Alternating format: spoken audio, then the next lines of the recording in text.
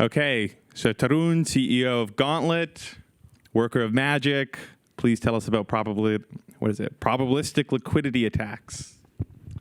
Thanks. So this is going to be a talk. As you can tell, I maybe didn't meet the vibe check requirement because I wrote this in Beamer, so apologies for the equations. But this is going to be kind of a talk of something that we were kind of involved in when there was this potential attack on Aave earlier this year. And Mudit and Emilio and us, me, Watson, HT, we were kind of amongst a couple other people. We were also in this sort of war room on this. But one thing that's interesting to think about is when you are debugging an attack that could happen live, how do you actually do property testing live? And so this is where I would say you might want to be more of a Bayesian than a frequentist. All right, so first we're going to talk about the X Sushi incident. I called it incident because nothing happened, but that was due to a lot of testing in the background. And then we're going to do a sort of simple probabilistic analysis of the attack, or at least give some bounds just so you understand why and how this worked. And then we'll talk about generalizing this to sort of general DeFi attacks and measuring the cost of attacks of things like TWAPs sort of more directly. Okay, so for those that don't know, Aave is an over-collateralized lending protocol on chain.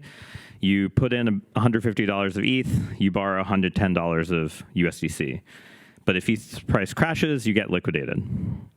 However, the protocol, from what I just said, needs to know a price. It needs to know, what's the price of the asset right now? Is it in default? And right now, you rely on oracles to define whether you're over-collateralized or under-collateralized. And flash loans are sort of zero-duration loans that execute atomically. You provide sort of a function. The function takes as an input capital. As an output, it sort of should be returning capital with the invariance that the output capital is greater than the input capital. And lenders effectively take no duration risk. This is sort of a very unique thing to crypto. So that's sort of the TLDR. All right. So what's X Sushi? So X Sushi was sort of this experimental token to redistribute exchange tokens from SushiSwap to sushi holders, but getting them to lock up their sushi. And so X Sushi is sort of this derivative asset that you give it sushi, you lock up sushi, and you get this IOU that says, hey, when you redeem, you're going to get back your sushi plus some exchange fees per rata. And one important thing to note is that the way that X Sushi's price is computed is it takes the amount of sushi in the X Sushi contract, QS, and divides it by the quantity of X Sushi minted, which sort of tells you the exchange rate. Now, this will be an important fact, as you'll see when we go through this attack. So how do we have fun and have profit in this attack? Well, one thing that's important to note is that Chainlink, the oracle, only provides a ETH sushi pair to the end user. And so in order to compute an ETH X Sushi price, you have to multiply by the X Sushi ETH price. And this is where you go in for the kill. You try to manipulate the X Sushi ETH price. So one thing to note is that in practice, the reason people cared about this attack is that the attack actually happened on Cream Finance with a different token that has the same properties. The difference is Aave had another order of magnitude worth of assets. This was like in the order of magnitude of $1 billion of assets that were sort of vulnerable to this, or potentially vulnerable. And so the fact that the attack was seen live, taking advantage of manipulating sort of this exchange rate between a derivative asset and the true underlying asset, basically meant that everyone was like, okay, oh shit, this could actually happen on Aave, could be this huge loss. So one question is, can you kind of measure the likelihood of such an attack happening when it's possible for it to happen before you can submit a governance proposal? Because if you were to say submit a governance proposal to turn off the market, well, you're telling the attacker you have 3 days until the governance proposal passes to wreck the protocol. and you're sort of alerting them to that. So you need, before you even make such a decision to stop the market, you actually need to go be quite confident that the probability of a liquidity attack, as we'll describe, is low enough. And the reason it's probabilistic is because it really depends on the current market conditions and the fact that you can't change the contract right now, in spite of the fact that it already has this. So that's sort of what we were working on. Okay. So let's just make this like sort of a simple state space model. There's five variables: how much WETH you have, how much X sushi you have, how much sushi you have, how much A WETH. So that's Aave wrapped WETH. That represents a collateral stake that you're earning some interest on, and then how much AX sushi you have. So we have this thing, and notice the quantities are allowed to be negative because you're allowed to be short.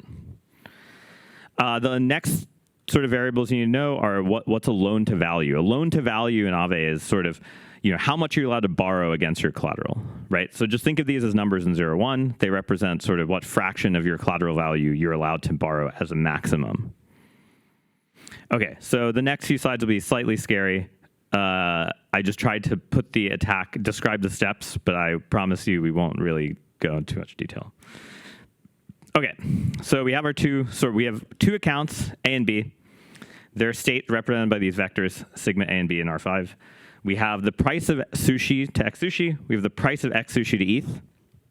So what happens is the attacker controls accounts A and B and uses sort of interplay between them to try to maximize sort of the expected profit of this attack. So first, we start with this initial X sushi price, QS over QX. And what A does is they take out a flash loan and they send it to B. And then B uses that flash loan WETH as collateral. So it borrows some X sushi. Then B sends that X sushi to A. So now A owns some X sushi.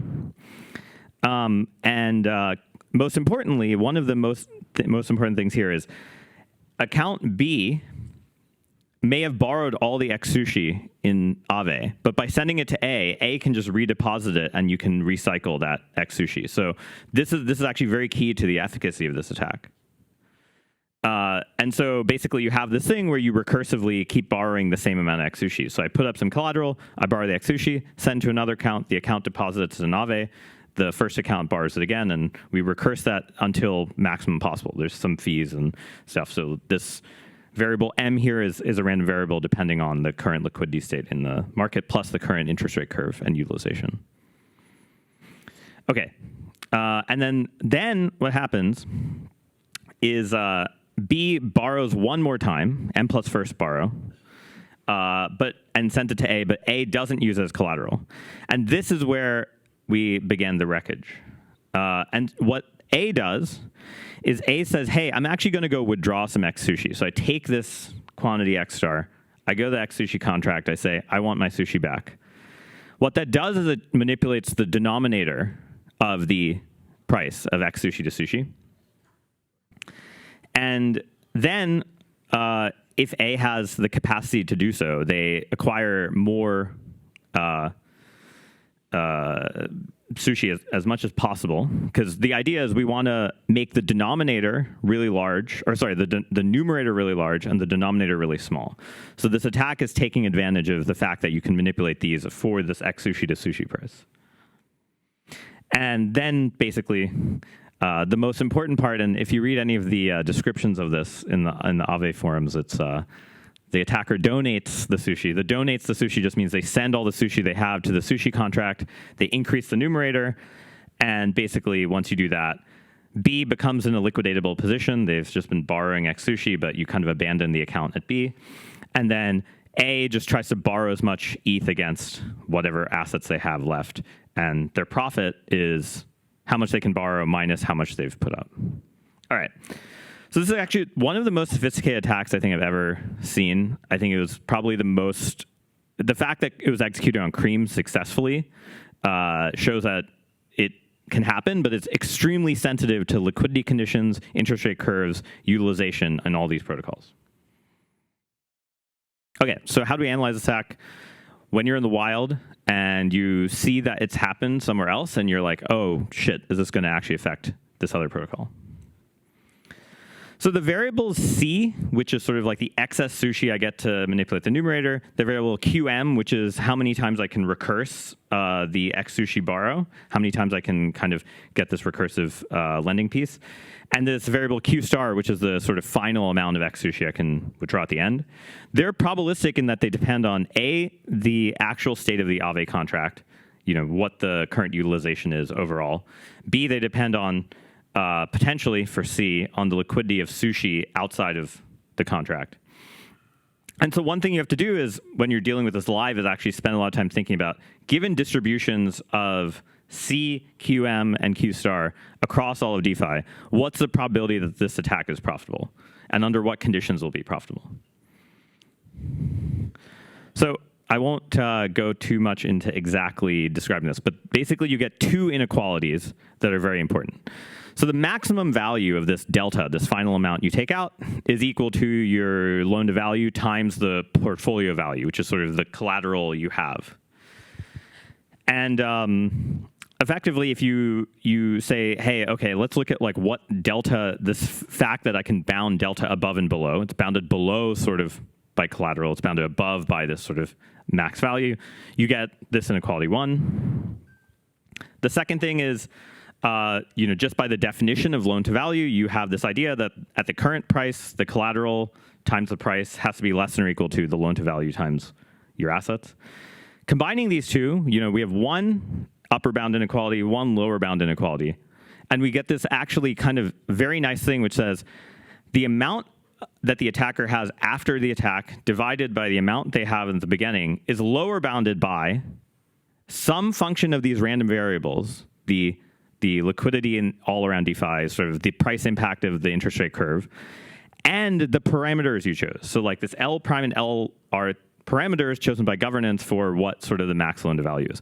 And those parameters control the efficacy of such an attack. And this is something that actually I think until this happened, people did not explicitly have there was not an explicit formula of an attack that actually took advantage of this. Note that this gets more complicated for multi-collateral borrows, but the other thing that we'll show is that actually there's some hidden convexity here, so it still works. It's just like more annoying. One thing we did when we were doing this live is like we constructed a bunch of different types of bounds that we could property test on. So the simplest one is this sort of attack price is a convex function of the amount of sushi you can get. And so you can lower bound, you can sample the distribution of sort of the amount of sushi in different places in DeFi and get a lower bound on the attack profit and show that that's negative. And so that's one type of thing you can do. And so again, there's a lot of like properties of these functions you can take advantage of to do these testing tools. The second thing is you can also sort of, given the parameters in the protocol right now, you can also say, okay, what's sort of like the minimum amount of excess sushi outside of Aave needed to execute the attack? You compute that and you say, okay, is there enough sushi elsewhere in DeFi in LP shares to do that? Okay, so I know I'm probably out of time. 5? Oh, cool. Great. Then we'll talk about how do we generalize this to other types of attacks in DeFi, like a TWAP attack or like not other type of Oracle attack. This is one of the most sophisticated attacks I think I've ever seen in this industry or any other industry for kind of like the level of sophistication needed to figure out how to do the recursion, the level of sophistication needed to figure out what the right time to execute the attack was, and very likely the level of sophistication that the attacker knew how to compute something that looks like this or this. I highly doubt this attacker brute forced this search process. Like they definitely turned it into an optimization problem and sort of solved for these parameters. So what do you do when you're trying to thwart the attackers? You do the same thing. You just say, okay, if I can actually go through and sweep these different parameters, constantly keep computing sort of Bayesian estimates of these distributions for these parameters, can I see what the ratio of their max profit is, like what their percent profit is? And so the idea is we can define a probabilistic liquidity attack as something where you have the following. You have this ratio of portfolio value of an attacker's assets after divided by portfolio value of the attacker's assets before. So that measures a notion of what the percentage increase is that the attacker was able to get. and you want to show a lower bound. So you have a sum function that's a function of sort of protocol parameters, some private state of the attacker. And so if you go through the X Sushi thing, you'll see that the attacker had some private state in the sense that unless you had tagged that both of those sets of addresses as the attacker while it's happening, you would not really know that in the beginning. So that includes like the amount of times they're willing to recurse, the amount of wealth they want to flash loan initially. And the final thing is this sort of liquidity state of DeFi outside of your protocol. So when you're doing property testing, when you're doing formal verification, you never include this last term. It just blows up your state space so much that you can't actually prove any property in sort of a reasonable amount of time. But in practice, when you're debugging a live attack, you effectively have no choice but to actually understand what the distribution of this thing is. And so you want to sort of show bounds on that this thing, the probability that the attacker's profit is greater than, say, X%, left-hand side, is sort of low.